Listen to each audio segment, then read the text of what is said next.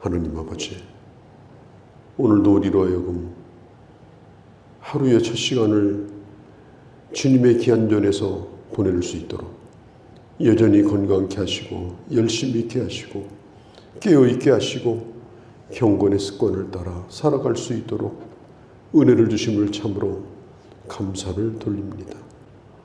새벽에 만나주시는 주님, 오늘도 저희들을 만나주시며 하나님의 은혜로 저희들을 덮어주시며 충만케 하시며 오늘 이 하루도 하나님 앞에 영광만 돌리는 귀한 하루가 될 수 있도록 하나님이여 저희들을 주장하여 주시옵소서.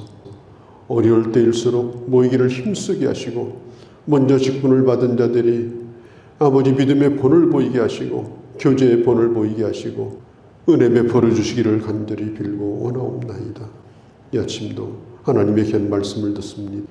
오늘도 삶을 통하여 말씀으로 응답하여 주시옵소서. 우리 주 예수님의 이름으로 기도하옵나이다. 아멘. 요한 3서입니다. 요한 3서 1장 1절에서부터 6절까지입니다. 요한과 1서와 2서는 교회 전체에게 보낸 편지라고 하면 요한 3서는 가이오라고 하는 사람에게 보낸 편지입니다. 짧은 1장으로 된 서신인데 1절이 이렇게 말하죠. 사랑하는 가이오, 참으로 사랑하는 자에게 내가 편지를 한다. 그러니까 요한 3서는 개인적인 이름을 언급하고 그리고 그에게 많은 칭찬과 하나님의 복을 빌면서 그리고 마지막 문안 인사로 오늘 이 편지를 끝을 내고 있습니다. 사랑하는 자여, 내 영혼이 잘됨같이 내가 범사에 잘되고 강건하기를 내가 간구한다. 2절 말씀이죠. 이것은 사도 요한이 가이오를 향해서 하나님의 복을 빌고 있는 기도입니다. 가이오가 내가 그런 복을 받기를 원한다, 그런 뜻이 아니고 요한이 가이오를 향해서 꼭 당신이 하나님께서 이런 은혜를 당신에게 주시기를 원한다. 사도의 이름으로 하나님의 복을 빌고 있는 것을 볼 수가 있습니다. 아마 이 성경 구절을 많은 사람들이 기억을 하고 또 마치 행운이라도 가져다 주는 것처럼 이 성경 구절을 또 집집마다 붙여놓고 좋아하죠. 그러나 우리가 성경을 볼 때에 아주 중요한 것이 뭐냐면 왜 그 말씀을 하셨는가, 이게 중요해요. 그러니까 이 동기가 중요합니다. 그리고 문맥이 중요합니다. 왜 그 말씀이 나오게 되었는가. 그걸 떼어놓고 요 구절 하나만 뽑아가지고 좋다고 가지고 다니면 별 의미가 없어요. 그냥 부적 같은 좋은 말씀이겠지. 또 나도 이렇게 됐으면 좋겠다. 그런 바람을 생각으로 바라는 그런 말씀에 불과한 거지. 성경 구조라고는 별 상관이 없어요. 그래서 우리가 하나님의 말씀을 이게 잘 이해하는 것이 참 중요합니다. 사랑하는 자요. 지금 사도 요한이 이 가이오에게 부르는 거예요. 사랑하는 가이오. 오늘 1절에도 말하죠. 사랑하는 가이오. 또 1절 끝에도 사랑하는 자에게, 또 사랑하는 자요. 지금 요한이 이 가이오라고 하는 사람을 주 안에서 얼마나 깊이 사랑하는가, 진심으로 마음속 깊은 곳에서부터 이 가이오를 생각하고 있는가. 교회와 그리고 교회 지도자가 나를 무엇이라고 지금 불러주는가, 나를 어떤 사람이라고 호칭을 하는가, 이게 아주 중요합니다. 교회와 교회 지도자가 정말 그 사람을 향해서 사랑하는 자요, 이렇게 불러줄 수 있다면 그 말 한 가지로 그 사람은 하나님의 복을 받을 자입니다. 뭔가 마음의 아픔을 가지고 고통스러움을 가지고 저러면 안 되는데 그런 마음의 염려를 가지고 그의 이름을 부르며 기도하는 사람이라면 그것은 가이오는 아닙니다. 비록 이름을 불러 기도할지라도 가이오와 같은 사람은 아니에요. 사도 요한은 이 가이오를 그렇게 부르질 않았습니다. 진정으로 하나님의 복을 빌어주고 싶은 그런 사람으로, 아무런 꺼리낌 없이 사랑하는 자요, 이렇게 부를 수 있는 사람으로 이 가이오를 부르고 있는 거예요. 참 이게 얼마나 귀한 일입니까? 우리가 신앙생활하면서 그런 사람으로 인정받고 그런 사람으로 불려지는 것이, 그게 하나님의 복입니다. 이 초대교회 당시는 순회 전도자들이 있었어요. 이제 사도들이 보내가지고 어디 좀 복음을 전하고 와라. 그래서 전도를 내보내는데 여비도 충분히 주지 못하고 뭐 입을 것 먹을 것도 별로 없이 그냥 보냄을 받습니다. 예수 잘 믿는 사람을 만나서 혹시 대접을 받기도 하지만 대부분은 핍박을 받고 또 굶주리며 헐벗으면서 복음을 전하던 그런 시대였습니다. 그런데 한결같이 순회 전도자들이 전도를 갔다 와서 하는 얘기, 그들의 증언이 오늘 성경에 보면은 증언하되, 또 4절에 행한다 함을 듣고, 또 6절에 너의 사랑을 증언하였노니, 나그네 된 전도자들이 갔다 와서 꼭 칭찬하는 한 사람이 있었어요. 그게 누군가 하면 가이오였어요.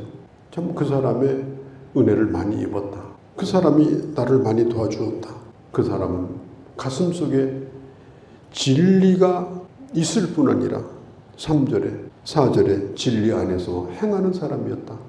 그런 머릿속으로 잘 알고 있었고, 또 아는 대로 그대로 그것을 그렇게 행하고 있었다.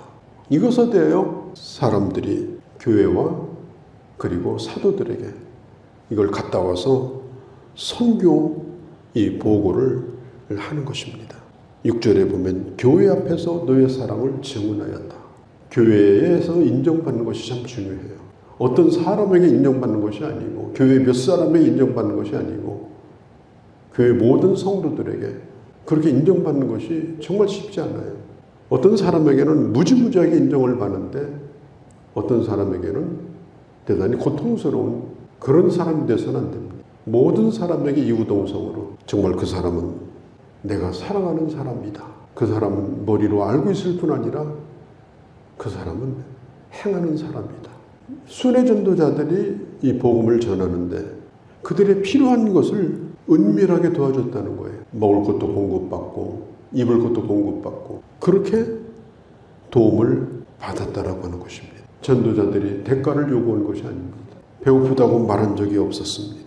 또 그들에게 누가 될까 봐서 물질적으로 전도자들이 도움을 청한 적도 없습니다. 그런데 가이오에게만 가면 많은 것들을 공급받아서 충분히 다음 여행을 할 수 있을 정도로 그렇게 도움을 입곤 했다라고 하는 것입니다. 그러니 이 사람이 얼마나 귀한 사람이에요. 얼마나 하나님의 복을 받을 사람입니까? 그래서 사도 요한이 말하는 거예요. 사랑하는 자예요. 네가 주님 안에서 이러이러한 복을 주시기를 원한다. 이렇게 할 생각은 안 하고 그런 복을 받기를 원하는 사람이 많아요. 이렇게 할 생각은 하지 아니하고 그 성경 구절만 좋아하는 사람이 있어요. 나는 그 말씀과 정말 관계가 있는 사람인가? 나는 그런 복을 받을 사람인가? 복된 길로 그 길을 걸어가는 그런 사람. 이게 참 중요합니다. 저는 목회를 하면서 꽤 오랫동안 여기까지 지내왔는데 얼마나 많은 사람들이 머릿속에 생각이 나겠어요. 때마다 시마다 은밀하게 도움을 주었던 그런 사람들도 생각이 납니다. 그것은 교회 역사에 기록을 할 수 없지만은 그러나 저의 가슴 속에 그런 사람들을 많이 기억합니다. 그건 하나님께서 기억을 하시겠죠.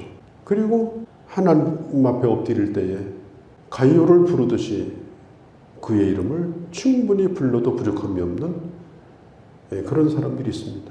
그런 사람들은 뭘 내세우지 않습니다. 드러난 것보다 숨겨진 것이 더 많습니다. 그리고 진실성이 있습니다. 그 진실함. 그러니까 다 얘기가 돌고 돌아서 들어오잖아요. 결국은 들어와요. 아, 목사님 그 사람 보니까 교회 편이 아니더라고요. 아주 고약하더라고요. 특별히 목사님에 대해서도 그렇게 우호적인 사람이 아니더라고요. 다 들어옵니다, 귀에. 목사님, 정말 그 사람은 교회를 위하는 사람이고 또 목회자를 돕는 사람이더라고요. 그게 들어와요. 사도 요한도 그 얘기를 다 들었거든요. 그럼 어떤 사람은 위에서 기도할 때 사랑하는 자요 이렇게 기도할 수 있지만은 어떤 사람은 하나님 저를 불쌍히 여기소서 이렇게 기도할 수도 있는 거예요. 교회가 그 사람을 어떤 사람으로 말하는가 이건 정말 중요한 문제다. 이력서가 따로 없고 하나님 앞에 내어놓을 것이 따로 없는 거예요. 여기 보면은 사랑하는 자요 내 영혼이 잘됨 같이 이렇게 말해. 내 영혼이 잘됨 같이. 영혼은 그 사람의 머리와 똑같아요. 머리가 튼튼하면 몸이 건강합니다. 머리가 마음이 되면 식물인간이 됩니다. 영혼은 기차를 끌고 가는 맨 앞에 그 기관차와 똑같습니다. 영혼이 힘이 있고 건강하고 또 변함없이 잘 작동이 돼야 몸도 건강해지고 정신도 건강해지고 삶도 건강해지고 그리고 하나님의 복을 받게 되는 겁니다. 중요한 것은 영혼이 잘 되는 것입니다. 그럼 영혼이 잘 된다는 게 뭐냐? 이 가이오와 같이 가슴속에 진리를 품을 뿐 아니라 그 진리를 그대로 순종하며 사는 사람, 동의하는 정도가 아니라 그 진리를 따라서 실천하는 사람, 그게 바로 영혼이 잘 되는 사람입니다. 그 영혼이 잘 되는 사람이 범사도 잘 되고 강건한 하나님의 축복을 받게 된다고 성경은 말하고 있습니다. 이 사도 요한은 두 사람을 또 소개합니다. 가이오에게 이렇게 말해요. 가이오여, 메데드리오는 본받으십시오. 그러나 디오드레베는 절대로 본받지 마십시오. 이렇게 말합니다. 이름이 비슷합니다. 다른 사람의 형제도 아니고 이 디오드레베는 나쁜 일을 행하는 모델입니다. 사도의 권위를 무시하는 사람이에요. 수은의 전도자들을 인정하지 않는 사람. 그리고 자기에게 주어진 직분을 계급으로 알아요. 늘 좋은 자리만 탐내요. 대접받는 걸 좋아해요. 또 그렇게 불러주는 걸 좋아해요. 뭐든지 사람에게 인정받아 보려고 몸부림을 쳐요. 그리고 누구든지 자기보다 더 인정받으면 교회에서 쫓아내려고 그래요. 이 사람은 10절에 보면 내 어쩌는도다. 누구든지 자기보다 앞선 사람은 없어야 돼요. 그리고 은근히 저런 사람 우리 교회에서 떠났으면 좋겠다고 내어쫓고 이런 사람이 누구였느냐? 바로 디오드레베라는 사람입니다. 사도 요한이 말합니다. 이런 사람은 절대로 본받을 사람이 아니다. 이런 사람은 결코 따라가서는 안 된다. 이런 사람이 하는 일을 흉내도 내지 말라. 전도자를 영혼이 잘 되는 사람이 아닙니다. 영혼이 다 망가진 사람입니다. 사도가 하나님의 복을 빌 수 없는 사람입니다. 사도 요한은 말합니다. 이런 사람을 따라가지 말라. 그러면서 또 메데드리오라는 사람을 추천을 합니다. 강력 추천을 합니다. 메데드리오. 내가 메데드리오를 알고 있다. 이 사람은 분명한 증거가 있는 사람이다. 이 사람은 하나님의 교회에서 선한 영향력을 가진 사람이고 사람들에게 사랑받을 만한 본을 보인 사람이다. 누가 되면 좋겠느냐? 사도 요한은 말합니다. 디오드레베가 되지 말고 메데드리오와 같이 그렇게 하나님의 교회와 교회 지도자에게 선한 증거를 가지고 있는 사람이 되도록 해라. 그리고 이제 마지막 가이오에게 끝 인사를 남기는데 이 가이오에게 하는 얘기가 뭐냐? 내가 편지를 써서 이렇게 보내지만 내가 진실로 원하는 것은 4절에 속히 보기를 바란다. 얼굴과 얼굴을 대하여 대면하기를 바란다. 그리고 여러 친구가 내게 문안하느니라. 내가 알고 있는 많은 사람들이 가이오 당신의 안부를 궁금해합니다. 당신의 얘기를 듣고 당신을 만나고 싶어 합니다. 꼭 우리 한번 만납시다.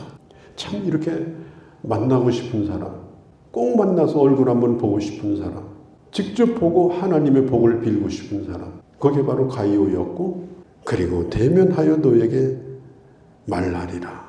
오늘처럼 이렇게 대면하기가 어려운 시대에 우리 마음속에 참 이런 사람이 많았으면 좋겠습니다.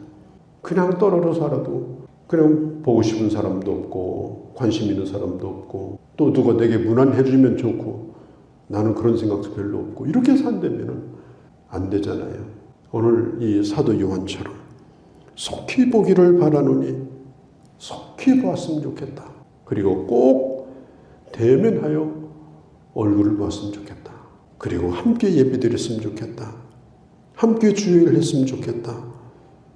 이런 간절한 바람으로 서로의 안부를 묻고 또 서로 복을 비는 그런 주님의 자녀가 되어주기를 바랍니다. 정말 영혼이 잘 되는 길을 따라서 범사에 잘 되게 하시고 또 강건케 하시는 이런 하나님의 복을 누리는 주의 자녀들이 되어주시기를 바랍니다.